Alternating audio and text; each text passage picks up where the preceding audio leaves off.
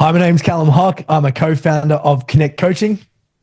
Hi, this is Connor. I'm also a co-founder of Connekt Coaching, and today you're in store for an incredible podcast with us. We hope to inspire you. We hope to get you to get plugged into why you're doing what you're doing, and even if you're not too sure as to why you're doing what you're doing, it will give you the clarity to move towards finding that light within you and taking it to the next level. We love seeing success. We love lighting up people from the inside to go out there and be prosperous. So enjoy this prosperous show with Prosper Taruvinga and Connekt Coaching.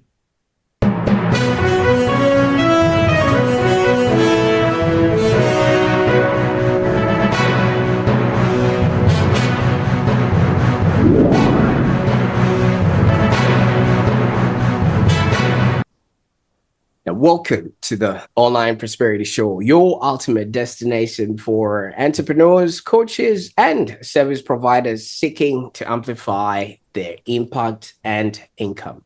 I'm your host, Prosper Taruvinga, and today we're going to be diving into a transformative conversation with two industry trailblazers, Healy and Kallum Hock, the co-founders of Connekt Coaching. Now, gentlemen, welcome to the show.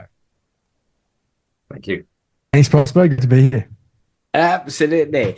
Now, these gentlemen come with a combined 32 years of experience, and they've revolutionized the coaching and training landscape, and they're helping SMEs refine their offers, streamline sales processes, and also achieve unprecedented revenue growth. Now, before we dive into their journey, let's just maybe start off, with a bit of a fact find, see how both of these guys, came to connect together and actually create Connekt Coaching. Now, Connor, you've got a background in high-end hospitality, and I heard you once mastered the art of serving a perfect espresso. Are you the one that keeps the duo busy high on espressos? It's funny you said perfect espresso. We were big coffee. To be candid, we were big coffee drinkers for many years. But ironically, Cal's been off coffee for I don't know over a year now, probably, and I've been off coffee for the last 8 months. As you sort of hit a certain age of your life, you look at what you put in your body and see what sort of impact it has. And when I was much younger, living on adrenaline and pushing myself was the go. Having 3 kids and knowing that I need to reserve the petrol in my tank, I needed to find ways to operate on a more balanced and level-headed approach to business. And coffee, I love coffee. I loved the taste, loved drinking it, but I found that it became, oh, I'm tired, I need a coffee. Oh, I'm tired, I need a coffee. And if we want to produce exceptionally high results, I can't be dependent on anything else or anyone else except for myself. So I do enjoy tea, different sorts of teas if I need it, but I'm off the coffee now.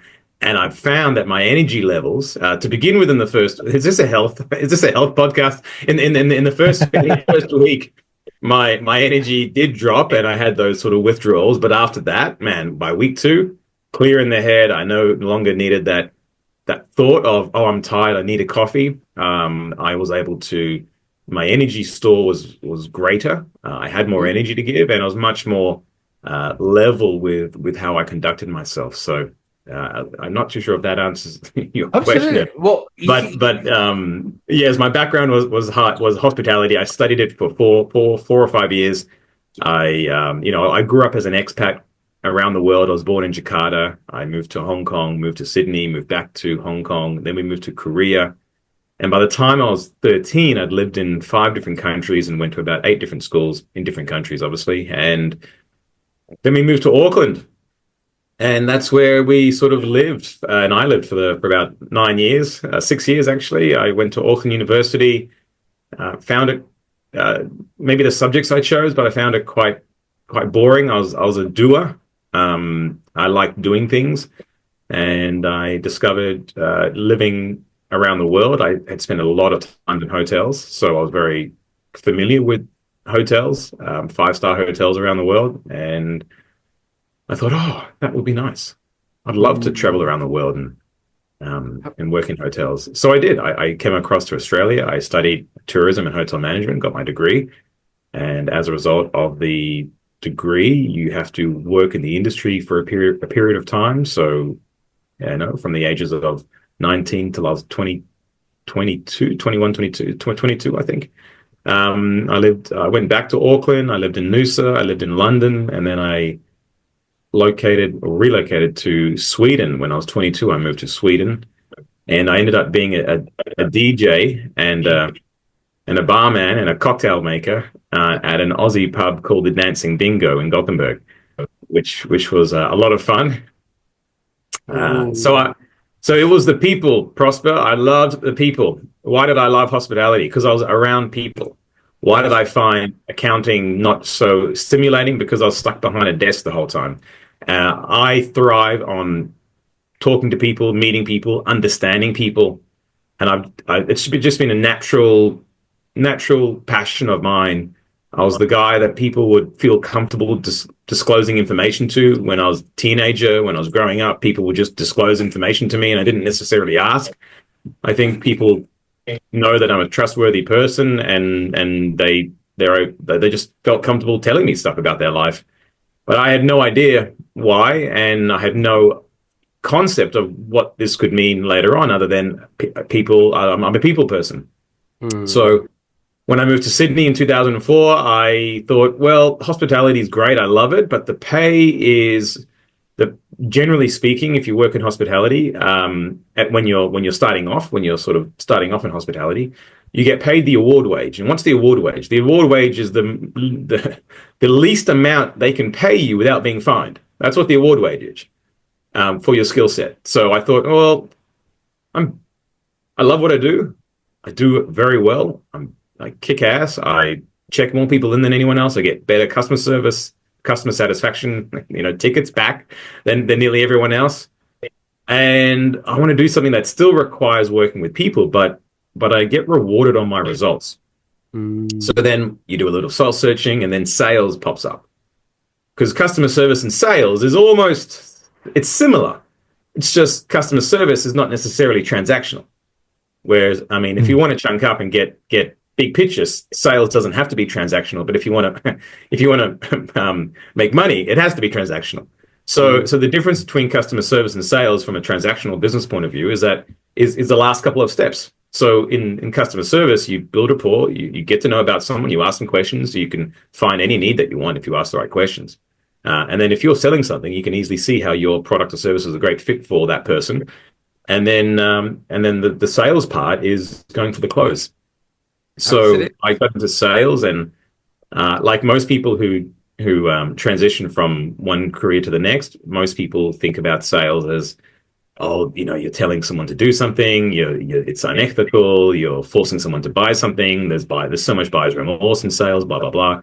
So I had those thoughts. I was that inner conflict in my head. I thought, I want to do sales.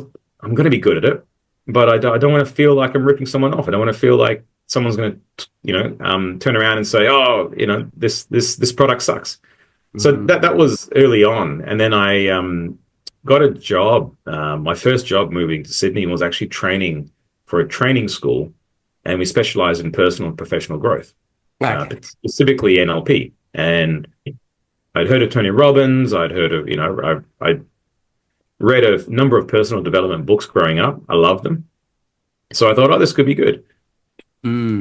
I achieved on my second week working there. I achieved my weekly bonus. Normally people achieve their weekly bonus after 6 months. And I thought, I'm effing good at this. I'm really good at tapping into people's passion about life and getting them to believe in themselves that they can achieve it. So I prospered. I did very, very well. And I loved it. I really, really loved it. I loved being part of someone's journey. And because I'm selling growth, because I'm selling how you can improve your life or be better or have better relationships, make more money, believe in yourself, I got to see the other side of what they bought, i.e. going through the training or spending some time in the course. I got to see the other side of that. And then I was hooked from that point onwards. And it's literally been my career since then. Absolutely, and thank you so much for taking us through that whole extensive, insight of your life. I mean, the first thing that you mentioned, obviously, was you are now making coffee a crutch, and I think that's what a lot of people do. They start heavily depending on substances or coffee or things like that just to get by. But obviously, we'll obviously touch up on that and see how you actually managed to take yourself out of that. But Kallum was patiently waiting in the background there, and obviously, I think, is it because of your fly in, fly out, naturism? Because you were working in the mining industry, right, as a tradie. Did you ever do any fly in or fly out, or what was your background? Yeah, I did actually do it, and great to be here, Prosper. Great to be here on the show with you. Yeah, we did a ton of fly in, fly out. I, at the beginning of my career in the mines, had been working in an area that was considered not very far from the Bowen Basin. It still took us between 4 and 6 hours to drive to work. However, it wasn't at that time that I was doing fly in, fly out. I did that later in my mining career when I moved to one of the capital cities in Queensland, Brisbane, and then obviously from there it's a little bit too far to drive, so we did the fly in, fly out method. But my career didn't start in the mines. I was actually really in search of what I wanted to do with my life when I went through high school. It was clear to me that everybody else knew what they wanted to do. All my friends and people that I spoke to had a very clear vision for their future. I did not. I pretty much just loved to be outdoors and going on adventures, going surfing, anything to do with the water, really, going diving or snorkeling or being pulled behind a boat on a wakeboard or something like that. Loved going forward driving and exploring some of the beautiful national parks that I lived near in central Queensland. I lived in a very small kind of remote area called the Capricorn Coast, which has these beautiful tropical islands just a hand's length away from the coastline, and that was my playground growing up. In the town I grew up, there was very little people that lived there. It was one of those places where growing up there was so little people that lived there. Your grandmother knew what you'd done by the time you got home after you'd ridden your bike around the neighborhood, and she called your mum and she told her pretty much everything that you'd been up to. So there was no getting away with anything. So I kind of like to go and explore the beautiful area that I lived in. But through going on that discovery of trying to figure out what I wanted to do, I found myself doing a lot of different things. I worked in a bakery when I was about 14 or 15 years old. I worked in a club, a sailing club, when I was 18 and 19 when I was at uni, studying a marketing degree, which I did not finish. Dropped out of university after 2 years of being there, just not really finding my groove. And just by chance, or I guess by destiny, I fell into a plumbing apprenticeship because that's what my dad had done. He had a very successful plumbing company. Unlike Connor, I hadn't been on a airplane since until I was like 20 years old, I think it was. And my kind of area that I lived in was kind of the only place I'd really visited, other than a family trip to the Snowy Mountains one time. But I used that plumbing apprenticeship to become, quite good at the trade. I used it to leverage doing the other thing that I loved doing, which was traveling. I pretty much used that trade to save up as much money as I could for 12 months and then disappear around the world for 6 to 12 months. And I did that a few times before coming home. But yeah, as a result, having that apprenticeship, it served me very well, even though I guess in many ways was wishing my days away. Watching people around me feel very passionate about what they did, especially my dad. He was very passionate about plumbing. He loved getting out of bed in the morning and running his business and helping people. That was his way of doing that. And I asked him a very important question one day, which was, how did you find your purpose? You obviously love plumbing, you love your business. And he said something to me that was quite remarkable, and that was, find something that you're really passionate about, figure out how you can use that passion to help people, and that's your purpose. So I took that literally, and I just literally went in search of what my passion was, because I had no clue, no idea what it was, and traveled around the world a few times trying to figure it out, talking to a bunch of different people along the way, people that had owned multi-million-dollar businesses, doctors, lawyers, accountants, people that were just sitting on top of mountains, meditating, teaching yoga, trying to find, oneness and their spiritual enlightenment. So I met a wide range of different people, especially working in the mines. You come across a whole range of different types of people. And I guess I was just collecting data at that point in my life, trying to figure out what it was that I was interested in. But similar to Connor, I found that people confided in me. They shared a lot of stuff that they said they had never shared with anybody before. And I found myself kind of giving advice in different ways. I probably wasn't necessarily ready to do that, because I was still quite a young man. But I said what I thought was right, and what I thought they needed to hear at the time. And I saw little transformations happening along that journey. It was somewhere through my journey, going through South America backpacking, and getting to Central America, and thinking, this is actually something that I'd really like to do. I'd like to be able to help people through different challenges that they're having or crises that they're going through. And I actually re-enrolled back into university to do a psychology degree. I got back to Australia after being away for nearly 12 months backpacking, and a good friend of mine picked me up from the airport, and I told him about my aspiration to become a psychologist. And he said, before you do that, listen to this CD. Back then it was CDs, and have a listen to it, because I think it's something that's going to be right up your alley. And that CD was all around NLP, and it was all around hypnosis and creating transformations using that modality.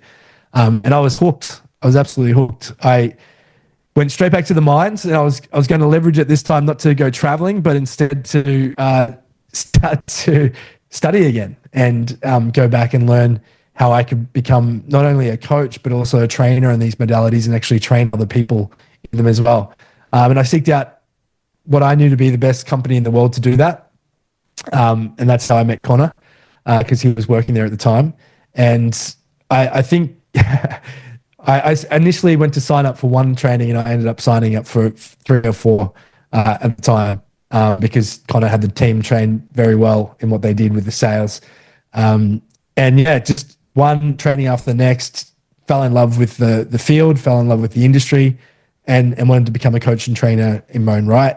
And I did that. I started my own business in Brisbane. I started running my own trainings, certifying people, started coaching people regularly, and I started to phase out plumbing in the mines, because it wasn't what I was passionate about. What I was passionate about was helping people through the modality of coaching and consulting, and seeing those transformations happen. And I finally felt like I'd found my purpose. So that was really special. And then one fateful day, after doing that for many years, I got a phone call from Connor, and it was at a very big turning point in my life, where it felt like everything was kind of crumbling and falling away. He called me up to find out if I'd be interested in taking on a role inside the company that he was working in, the company that I saw as the best company in the world to learn from, and to get the skills that I needed to really grow in the direction that I wanted to in that industry, in the coaching industry. So yeah, I took it. I took the role. Connor and I spent the next, I think, close to 6 or 7 years working under their umbrella. And yeah, I was just literally soaking it up. I think Connor could attest to the amount of questions I must have asked him. A million questions. I was like the little 2-year-old or 3-year-old that was asking why every 5 seconds, why this worked, why we didn't do this, why we did that instead. And didn't know it at the time, but I guess I was doing an informal modeling technique, where I was modeling his excellence in sales, but also in running and managing that team, because it was a global team made up of people in Australia, the US, and other places around the world.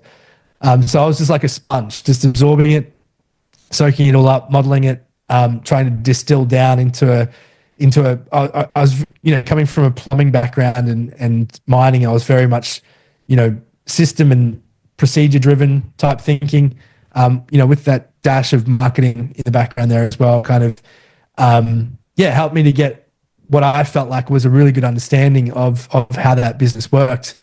And then, one thing led to another. The owner of that company passed away, and that was kind of my strong link to the business. And one thing led to another. I felt it was time to move on. And at a similar time, kind of felt the same thing. And we got together and just caught up one day and was discussing what the future could look like in our own right, but then saw that those visions were actually quite aligned with where we wanted to take things. We wanted to do something new. We wanted to be fresh, take those kind of traditional ideas around sales and business and put them through the lens that we kind of saw things through. And that is what really birthed the Forever Client Matrix and the Forever business model. And that's how we created Connekt Coaching to umbrella those two ideas. Absolutely. And congratulations, guys. I mean, what a journey. The both of you coming from so different angles of the world, only to culminate just because you had a shared vision and a shared passion. And, it's things that so many people never really get to experience, but you guys managed to see that through. So congratulations. Now, for those that are watching right now, I just want you to maybe have a think. Have you ever felt that maybe your past experiences, no matter how unrelated, have uniquely equipped you for your current job that you're in right now? Because as you can see, Connor and Kallum are coming from completely different sides of the world, but they've come together and collaborated into something that is absolutely amazing. So I want you to share your thoughts in the comments below as we go along. Now, Connor, just coming to you there for a second, and thank you so much for obviously sharing that piece of history and geography of all the places that you've been to, and things like that. Now, what made you move throughout all these different locations, especially when you were a child? Was that family connection? Oh yeah, my dad was working for a large advertising agency. At the time, they were number one in the world, I believe. It was called McCann Erickson, and every move was a promotion. So that's what we did.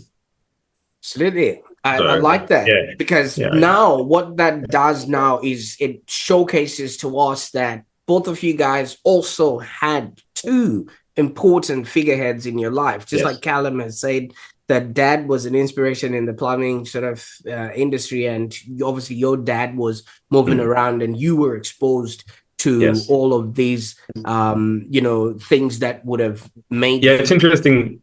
You've just reminded me of a little story. So when I started my career, I wanted to climb the corporate ladder because that's what my dad did. So when I started working for the organization that we ultimately both ended up working with, it was a small business. There was literally three of us.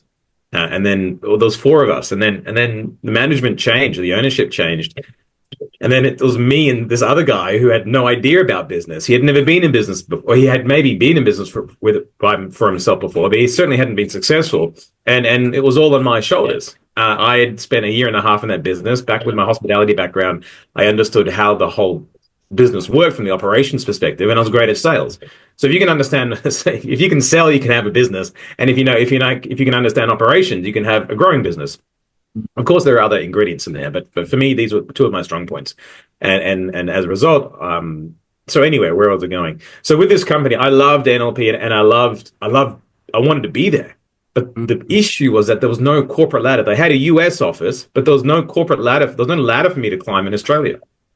So I was at a bit of a crossroad. Do I continue loving what I do, or do I chase the dream of being like my dad and climbing a corporate ladder? So then, probably after a couple of beers, walking home at 3 a.m. one morning, I had this sort of epiphany. I'm like, I can make my own ladder. So if I grow this company, I can build the ladder below me. I'll do that. So then I spent the next 20 years doing that. Absolutely. I like that because I visually believe in life. We're here to live, to learn, and to contribute. And if you learn what you need to learn, you'll be obviously able to then contribute or send the elevator down so that others can be, do, and have that which they want. Now, Kallum, the both of you have a very common thing that brought you guys together, obviously, in what you guys are saying, and that's NLP. All right. Now, for those that might not be quite well versed with what NLP is, could you maybe just walk us through a high level of what that does and how that, you having this knowledge, Kallum, especially coming from a plumbing background, literally transformed your sales techniques? Yeah, NLP, put simply, is the study of excellence, and it's how to model that excellence so you can replicate it for yourself. So you find a model, you find someone who's excellent at something. Doesn't matter whether it's swimming. We've had clients who, are UFC champions or UFC performance coaches. We've had people that have worked with people in the NFL before, but we've also had people working with C-suite executives and business owners and therapists and coaches and all sorts of things. So essentially, the idea of NLP is looking how we can map the language of the mind to take what someone else does well, say, a world champion or a CEO or a business owner or a director of a business, and then how can we turn that into a process that can be replicated with somebody else? Somebody else can take that map, can take that model, they can try it on, and they can reproduce the exact same results. Then, once they've done that once or twice or three times, how can we then take that map and that model and turn it into a training, turn it into an actual program that we go from teaching one-to-one, and now we can do it to one-to-many. And essentially, NLP is an art, and it's a science. It's also a modality that leaves behind a trail of techniques. But in its essence, at the highest chunk level, that's what it is. You're wanting to find out what is it that someone else does in order to make them excellent at that thing that they're great at. And then how can I, in a shorter time period, because that may have taken them 20, 30, 40, 50 years to master, how can I, in a 2-day training, turn that into that, take that 21 years and turn that into a 2-day event that I can then produce the same results for myself. And that's what NLP is in a nutshell. Once you learn the techniques, once you learn the skills, once you learn the modality, and you know how to apply it, then you can essentially take anything that anyone does, you can learn how they do it. And the how part's really important, because the how presupposes that there is a process.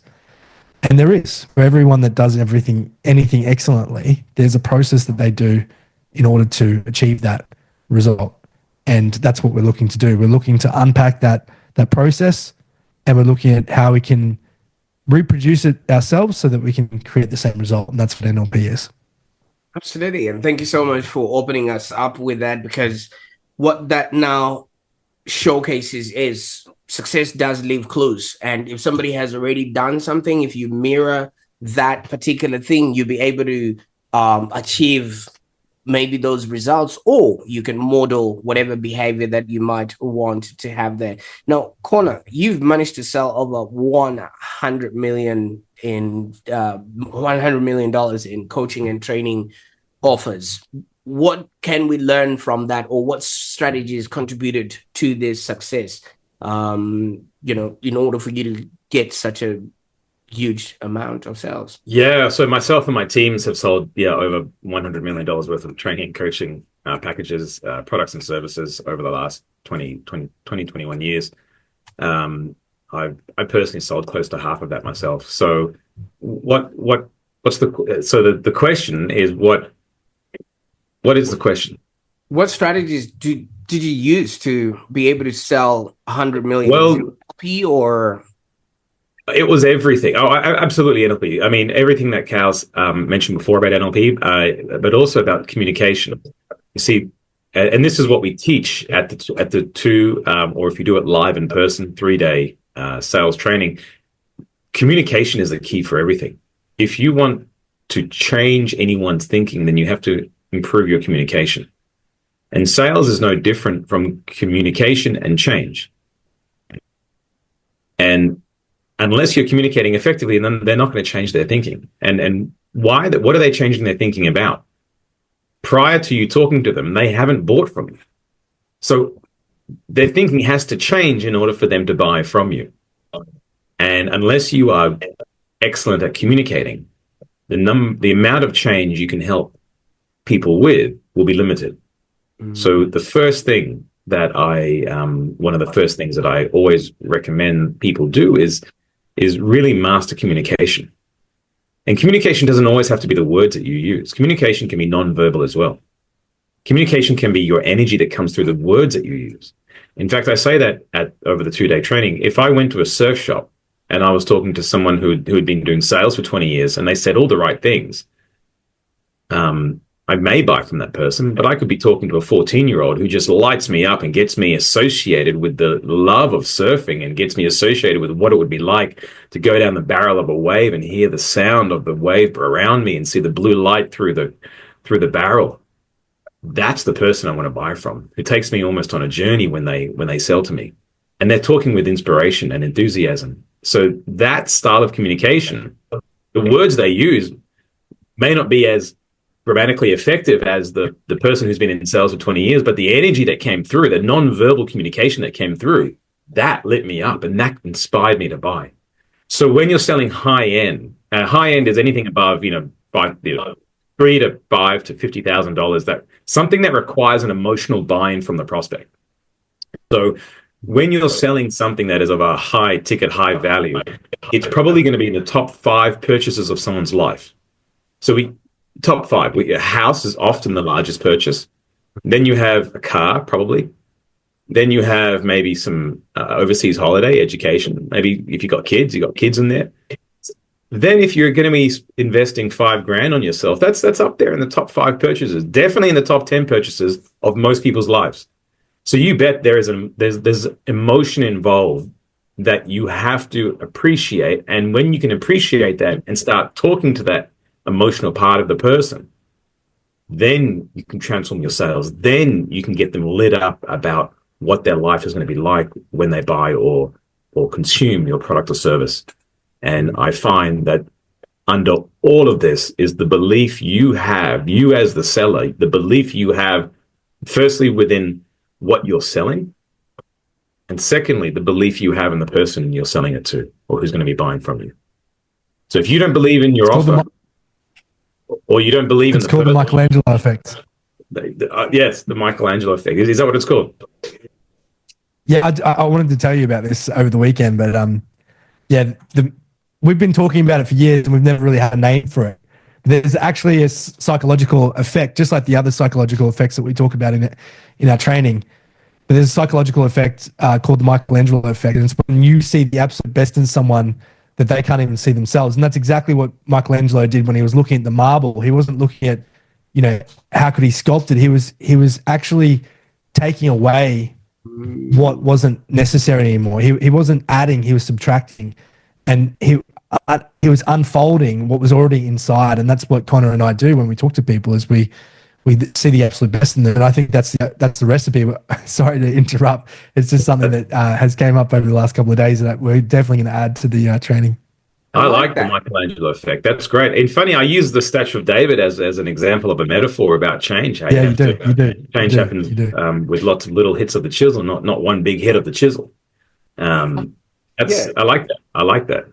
Thanks for sharing that. So many people bring a sledgehammer to the marble, whereas you're going to need a nice chisel to actually bring out the statue out of that. And thank you so much for bringing that up, because one, obviously communication, like you said, is one of those things that, if I say something to you, I'm passing on a message, and not only that, but also passing on an emotion. And that is the one thing that then enamors people to ourselves. Now, Kallum, would that be what then makes people want to buy from us forever? Because I've noticed you guys also have a forever client sort of matrix. How does that now piece together what you've said, and also, how do you just take out the little bits that you Yeah. want to have a forever customer? Yeah, look, I think the Forever Client Matrix was a description of a process that Connor and I were doing, or Connor first, and then I modeled what he was doing and seeing how he did it so excellently, and then tried to map it out so that we could teach other people. And I think seeing the best in people and seeing who they could become, and absolutely believing that wholeheartedly. Some people have said to me, well, I feel like that's disingenuous because this person's got this limitation or this person's got this limitation. I can tell you from experience, when you apply this to someone and you see the absolute best in them, and you look at them like nobody else has ever looked at them before, like they can actually have that dream that they've put up on the shelf, more times than not, they will produce that outcome and that result for themselves. So I would much rather apply the Michelangelo effect on everybody, knowing that statistically more people will be able to reach that outcome than if I had to just looked at them like they can't achieve it. So I don't think it's a disingenuous thing to do. I think it's an absolute necessity that you need to do when you're working with people in coaching or in sales. And that just really opens the door. That opens the door to possibility. That opens the door to opportunity. And it builds this currency that Connor and I talk a lot about, which is trust and reliability. When people feel like they can trust you and they feel like there's a real reliability, they can lean on you and they can know that you're going to show up every single time. Like you've said, you've kept your word. You've done exactly what you said you're going to do. Then that builds a really strong currency. And that's a really important factor in today's sales and business world, because trust is at an all-time low in every category, in every industry, just about. Trust is at an all-time low. So that opens up the door. And then, what we look at then is this 3-phase process that we describe as the Forever Client Matrix, which is taking people through, I guess, a level of communication that deepens at each step. Because when people first engage in a sales conversation with you, they just give you all of the surface level stuff. They tell you the same thing.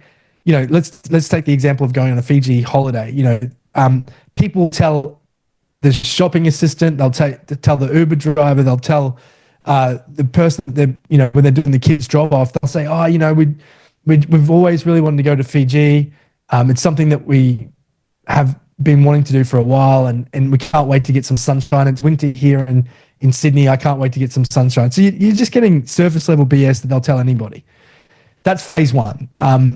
We don't do any selling in phase one. If we hear people having a phase one type conversation with us where they're just telling us the same thing that they'll tell everybody, we won't ever go for a close or a conversion there. We want to make a deeper connection. The next thing that we do is we want to get people to what we call the phase two. This is the stuff that gets stuck in people's throat when they're talking about it. That they won't readily admit this stuff to just anybody in the street. This is kind of the stuff they keep private for their friends, their spouse, their kids, their family. This is something that they keep kind of closer to them. And this is when they tell people, what, the reason that we're doing this holiday is because we haven't really connected as a family lately, and we just really need to spend some time focusing inward on each other and getting everybody out of the daily grind and routine, and shipping everybody over to Fiji, and just being in a place where we're not distracted by our daily lives and we can actually reconnect as a family. That's what we're really doing this for, right? That's phase two. And that's, the stuff that people hold tightly to their chest. They're not always readily willing to share that information. And you really need to do your work as a salesperson to even get there, to have them comfortable enough to forthrightly give that information freely. We still don't close or convert at that point. We really want to connect with our clients. And this is the distinction about how we do sales. It's very different to everybody else, because we are looking for that long-term, loyal, not just client. They become forever friends for us. Our forever clients become forever friends. And we redefine what it is to do sales. We've redesigned the whole sales paradigm so that it's not about the transaction. It's about the transformation that we create. And that really happens in phase three. And in phase three, that's where you find the stuff that they won't even admit to themselves. They have never admitted to themselves. They're probably not even willing. Sometimes it's pre pre-speech. It's they're not even fully conscious of it. They're not even able to articulate it clearly. And this is the stuff where they say, you know what? I've been talking to you for the last 15, 20 minutes, the last hour. And, I've talked to you about wanting to get back in the sun. I've talked about, the family reconnecting. But what this Fijian trip is really about for me is it's about avoiding burnout. I feel like I'm at the edge of being able to function. And I just need a reset. I need to stop everything. I need to actually listen to my body and take some time out. When you get people to that point of phase 3, we call it like the core resistance. When you get people to there and you're able to overcome that with them, you've created a client forever. That person will not only keep buying from you, they'll keep buying the Fiji holiday, they'll buy the European holiday, they'll buy the Bali holiday. Not only that, but they'll refer everybody to you because of the way that you've made them feel. But not more than that, you've helped them transform. You've helped them break through. There's several resistance bands that you go through to get to that phase 3. And if you can get people there, they'll close themselves.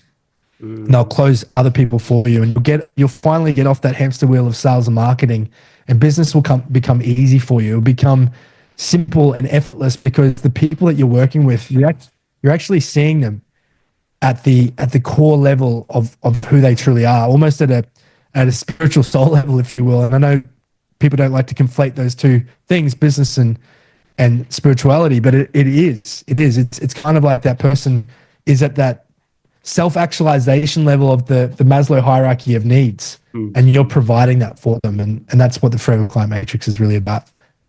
I like that because you're literally giving people back to themselves here. And why wouldn't they obviously, subscribe to whatever it is you're showing them? Because I've heard somewhere that if you can articulate somebody's problems more than they can themselves, they will automatically assume that you've got the solution. Now, Connor, what sort of people do you like working with, especially with Connekt? And, obviously people are watching this right now and they're sort of slowly buying into the what you guys are selling. Yeah. Who would be the right fit to work with? We love, we love working with anyone who wants to do better. We love working with anyone who is ready to take themselves and their business to another level. You see, what the beauty about having the background that we do is that we actually, you can't have business growth without a level of personal growth that comes with it. So you are the ceiling of your business, whether you're a business owner or you're in your career. Let's say you are an employee and you want to go up the corporate ladder.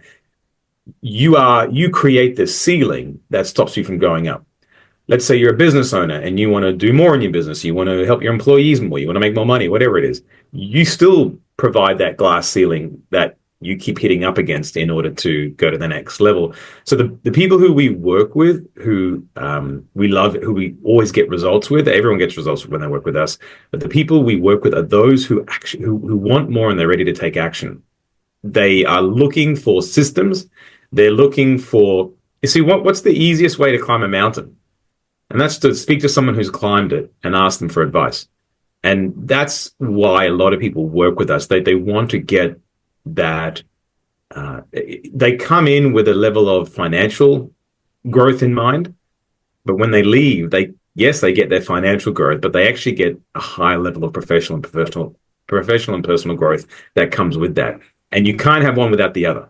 You can't just expect to have more in your life without growing yourself.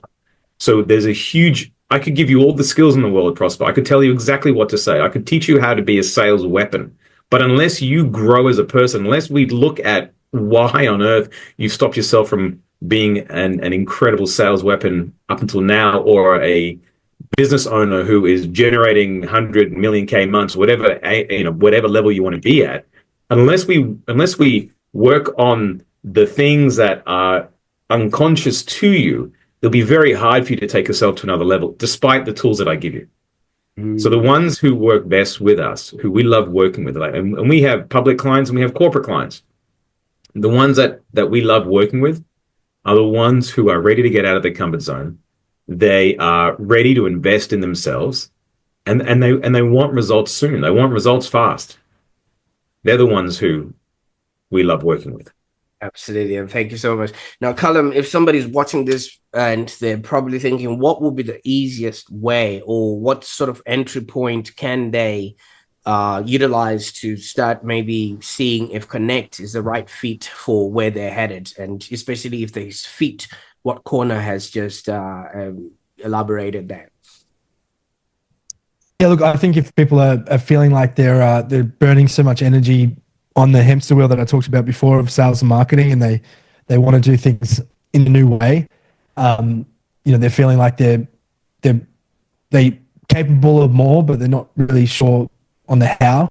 I think that if they are looking at their business and they're seeing a drop or decline in revenue or profits, because of external factors, maybe internal factors, whatever it may be. But it could be just the way that things are in the economy right now.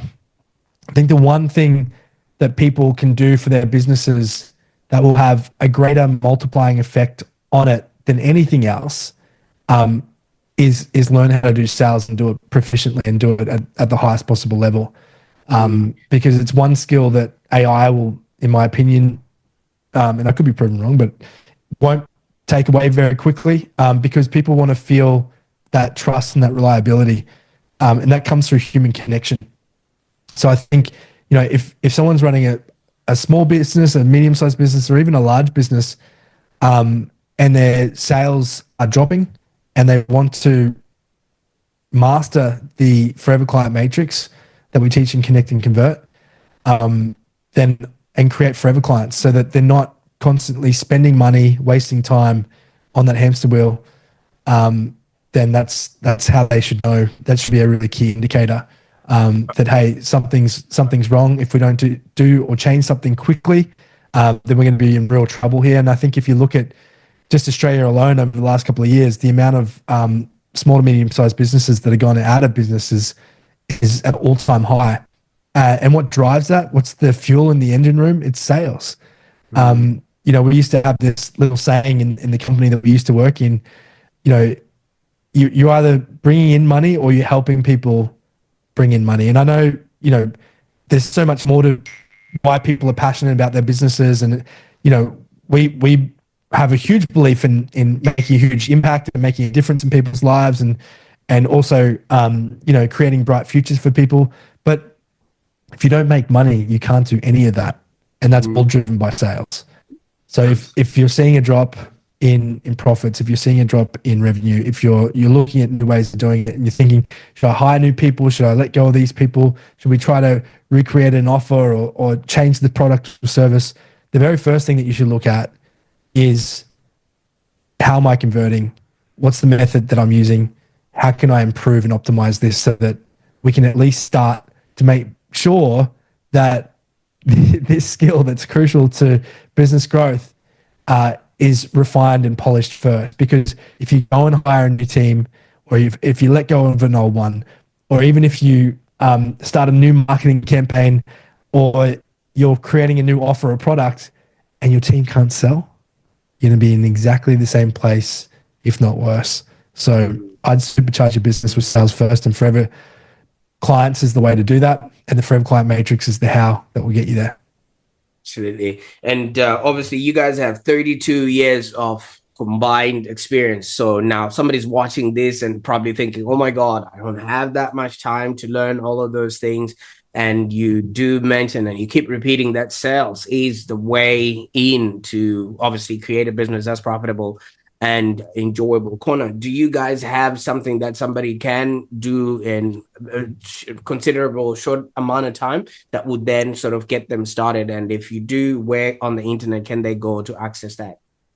Absolutely, Prosper. We have, it has been an absolute game changer. In fact, I've just gotten back from Vietnam. Like, literally, I arrived, today's Monday, I arrived on yesterday morning at 6 a.m. On Friday, I was talking in front of 1,100 entrepreneurs and business owners and executives in Vietnam, and I was teaching them the Forever Client Matrix, the fundamentals of the Forever Client Matrix. I was in London a month ago, teaching it I was in the UK in Nottingham teaching it to coaches and trainers, the Forever Client Matrix. So yes, if you want to learn about the Forever Client Matrix and you're listening to this, then you can join us. It's a Thursday and Friday, June the 19th and the 20th, 6 a.m., 9 a.m. to 6 p.m. Sydney time. And I will unpack 21 years, everything that we've just discussed. I'll unpack 21 years of sales mastery, and with Kallum's ability to take processes and model them and make them into bite-sized pieces, you'll literally walk out with the neurology and skill set as if you've been working in the trenches in sales for 21 years. You walk out with the mindset, the skill set. Oh, there's the huge. I mean, I could talk for an hour or 2 hours about Connekt and Convert, but you will walk out with the mindset and scripts and partial scripts and frames and toolkits you need in order to massively supercharge your sales within your business. Most small to medium-sized businesses do not have a sales manual. They don't. And I know this because I've coached over 10,000 people. They don't have a coaching sales manual. In fact, a large organ. Some of our corporate clients do not even have a sales manual, and they're billion-dollar organizations. So when people attend Connekt and Convert, they literally walk away with this, which will be their business sales manual. So they can refer back to it at any time. They will have the frames, they will have the structure, they'll have the system, everything they need in order to massively improve their sales. And some of the results we've had, Chris Lianios in Sydney, he made a $33,000 sale 2 hours after he finished this call, and he put it in our WhatsApp group. We have a WhatsApp group that you are welcome to join afterwards. We give a ton of support. I'm starting to do sales revision classes. Our business, Prosper, is based on other people prospering. We won't have a business unless other people make more money in their business. So the skills that we teach, in order for people to come to our more advanced courses, they have to make money. You know why? Otherwise, they won't be able to afford our advanced courses. So it's pretty straightforward. You come along to Connekt and Convert, you start making money. Something inside of you is going to go, wow, there's something more to learn from these guys. And then you'll have a conversation with us about growing the business even more. So that could be you're doing 5K a month and you want to do 10K. You could be doing 15K a month and you want to do 30K. You could be doing 30K and you want to get up to that 100K a month mark. You could be doing more, and then some. So come along, experience Kallum and myself, experience Connekt Coaching, Connekt and Convert, 2 days, June the 19th and the 20th, 9 a.m. to 6 p.m. Sydney time. And it will, you're going to pay, I got this from Hormozy. Hormozy says you're going to pay you either pay to do the course or you're going to pay for the next 10 years to figure out the learnings that you'll get in that course in 2 days. 100%. For me, that was so true. So true. Absolutely. I'll definitely make sure that we've got those links in the show notes so that people can actually jump on board there. And you know what you just did there, Connor? Just like what Kallum was saying, you really sold the enthusiasm and the the whole emotion about why this is such an important thing for people to jump on board. Now, obviously, like I said, I'll be putting all those links in the show notes there. Now, people might just be wondering, obviously, you guys are coming from completely different backgrounds and you wouldn't have met had this NLP thing not happened. And it now looks like you guys are literally finishing each other's sentences. It did happen with the Michelangelo incident there earlier on. And it looks like collaboration is really key in your guys' business. Now, how do your individual strengths sort of complement each other in Connekt Coaching? Before Cal answers, because this is a great question for Cal, in my head, when you said we're finishing each other's sentences, I was thinking of those twins who were on TV last week. Run! He's got a gun! Anyway, it's starting to sound like that. That was my 12-year-old jumping out there. No, I was funny you said that because that's exactly where I was too. That's exactly where I was. Yeah, cool. So, I mean, how do we look? I think that our talents complement each other incredibly well. In fact, if they didn't, we probably wouldn't have put up with each other for this long. We have a different way at coming at things. Connor has this great way of bringing me down to earth, and I have this way of probably taking him up in the hot air balloon, and then we equalize where we're at, somewhere in the middle. Connor has been doing this type of business for so long. We talk about 32 combined years, but most of that's made up with Connor. I know he looks quite young, but he's been around for a very long time in the industry. And look, it must be the no coffee. Yeah. Yeah. Look, a lot of the insights I've had in this business have come from him and come from working alongside of him. So I think that Connor is very well niched in the sales aspect. Look, I'm quite good at sales myself, but nowhere near to the level that Connor is. It's something that I really admire about him is his ability to turn sales not into a sleazy, cheesy type approach to sales, but it's a very professional and very well structured and very organic and I guess natural ability that he has. So for Connor, it's about I guess converting people and getting people connected to him and to us. And I guess my superpower is getting them to show up to those conversations.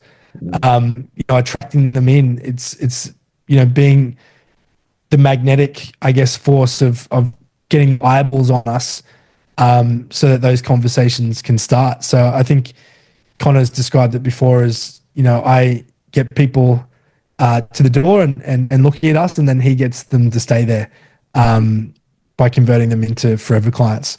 And that kind of combination has worked really well in our own right. We're both really great presenters as well, and great leaders. We've led teams together for a very long time, and we have this, I guess, this ability to kind of like in NRL where the halfback feeds the ball out, and I'm there to catch the ball and run it up the field. So we've had that relationship with our teams that we've run in the past as well. So building culture, building that community within our personal teams inside of the business, but also in our wider community as well, has been quite magnetic and attractive for people to be a part of, because they do feel like they're a part of something bigger and greater than the sum of its parts. And yeah, I guess there's a creative flair that I have that kind of helps me to fine tune into something that is tangible and understandable to other people as well. So yeah, that's I guess the two forces that are combined there when we do business. Absolutely. You know what I love about this? In my culture, we've got a statement that says, if you want to go far, you go alone. But if you want to go further, you go together. And I think you guys have really embodied that. And both your skill sets, your past, your now present. And I'm about to ask Connor, what's next? What are you guys working on now that you've gotten us into your world that we can be excited about? What's in store for the future for Connekt? Look, I think Cal said it before. We revolutionized how people do business and how people do sales, because everything we do comes with a blend of personal professional growth, and people love that and they know they need it, but not everyone knows how to do it because they don't have the background. They either have the personal development background or the professional development background, or they have the business background. Very few have the ability to actually blend them together.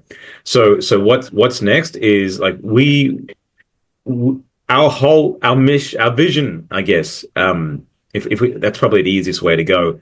We look at it in two ways. One is we want to make an impact. We want to make a difference in the world. And we want people to know that the future is bright. Over the last 5-6 years, there has been a lot of negative input into our society. And to a degree, I mean, there's different schools of thoughts around this, but to a degree, we're a product of our environment. So people are trained to be and act and think in a certain way through whatever means it is, we are here to remind them that, hey, you have critical thinking, and you have everything, all the ingredients inside you. Just never forget that.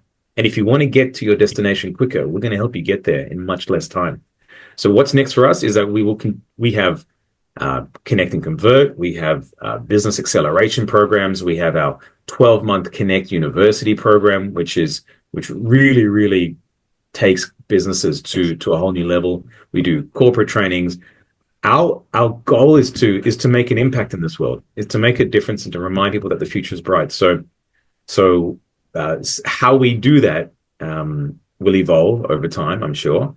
And right now, our audiences, Cal, our community, we have community members and our clients in literally every continent in the world. We do a lot of online trainings, a lot of online coaching, but now we're doing more and more live in-person client work, in-person trainings. So next for us is the sky. We continue growing. Our team is growing. We just brought on a new person last week. So I think when you're driven with what you love and why you're doing it, I have a little expression that profits wake me up at 6 a.m., but purpose gets me up at 3 a.m. And Cal and I get up at 3 a.m. In order to do what we do, metaphorically and literally. He was up at I don't think he got any sleep last night, Cal. But I get up early sometimes in order to get the trainings done that we need to get done. So I think next for us, Cal, if unless you wanted to add anything to that, it's continually getting our message out there and combining the love of what people have for why they do what they do, but combining that with their ability to keep doing it and to prosper. Yeah. I think just to add that to what Connor said, we feel like we've revolutionized the sales paradigm, and we want to make it a household name. We want to create the Forever Client Matrix. We want everybody who's in business to be using it, because it does have a downstream effect on making an impact, creating a difference, and of course having a bright future, because it's putting the human heartbeats back at the center of the interaction. And I think that's been lost. And I think people are craving it, especially with the onset of AI and robotics and everything, all this conversation about everybody being replaced. I think that humans want to be connected, and I feel like we're the best people to help people do that. I love that. And you see, in life, so many people get distracted with what's happening around. And I feel like what you guys are really doing is helping people connect to their cause, their family, their purpose, so to speak, and everything else that is aligned to them being the best versions of themselves. Now, I know we could go on and on, but I just wanted to pose this question to Kallum. When we started, you obviously presented to us a young lad who was just trying out everything, just trying to figure out what would actually stick up until you found, NLP, and now you've developed that into something that's helping others be, do, and have happier existence. But there's something that you asked your dad. And, you asked him, how did you find your purpose? And he did mention that, hey, something along the lines, help enough people get what they want, and then you too will get that which you want and more. Now, I've got a question for you, Kallum. Do you reckon you found your purpose? Yeah, look, I absolutely, I have. I get lit up by what I do every single day. Connor's right. I haven't slept last night. My three little kids kept the whole household up, and they have done that for the last couple of weeks. So what he said was right, and that's my indicator. Will I get up at whatever hour of the morning, or will I get up after not having any sleep and be excited to jump on this podcast today and share this with the world? Absolutely. I feel like I've found my purpose, because every single person that we come in contact with and every person that works with us, without exception, has their life transformed and changed in a positive way as a result of doing so. Whether it be their business, whether it be their relationship with themselves, their confidence in their relationships with other people, and their ability to, like I said at the very beginning, take that goal that they put up on their bookshelf and thought, it was collecting dust. It was kind of like, a dream that's once gone. They don't believe it's possible for them anymore. We're literally day by day helping people take those dreams off the shelf, dust them off, and start to get after them again. And for me, in my dad's memory, my late father, he passed away back in 2011. That was kind of the premise of every conversation I remember having with him growing up, was making me feel like I could make my dreams possible and encouraging me to explore and discover what that could look like. And at Connekt Coaching, we just help people make that a little bit less nebulous and help them to create that into a tangible business that's profitable and gives them more time back for the people, places, and experiences they want to have.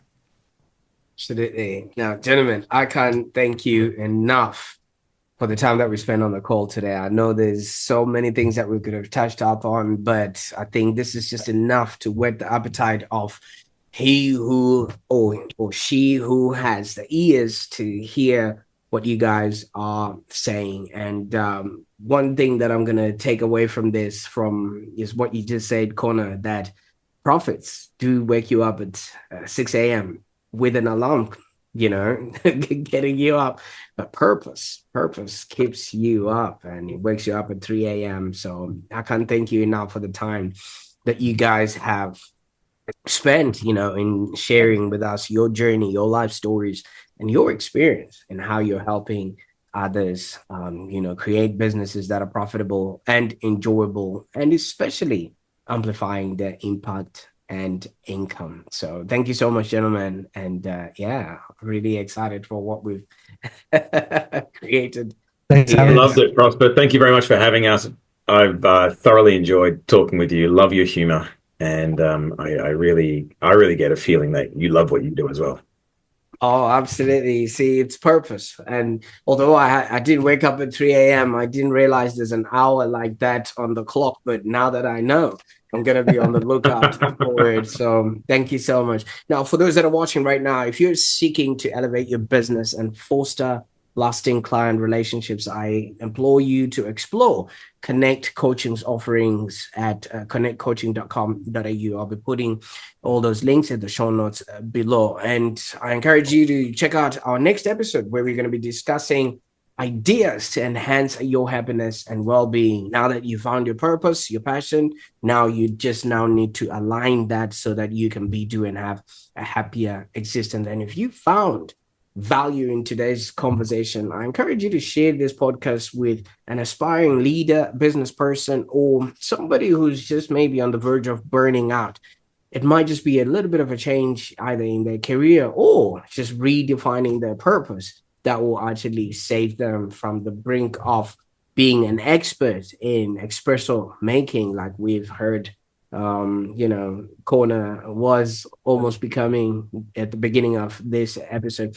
And just share this episode with somebody who could benefit with this information. And if somebody has shared this episode with you, consider subscribing to the Online Prosperity Show so you cannot miss out on transformative conversations like this. And I can't thank you enough, gentlemen, for the time, your effort, and thank you. Obviously the expertise that you guys have. I know we only have 45 minutes to put in almost 32 years of content, but I think what we just touched upon is enough for people to get started on their journey. All right, I'll put also the links to the Sales Mastery event so that people can actually jump on that. And for those that are watching, remember, your past experiences are the stepping stones for your future success. So you want to embrace them, learn from them, and let them guide your journey to prosperity. Until next time, bye for now.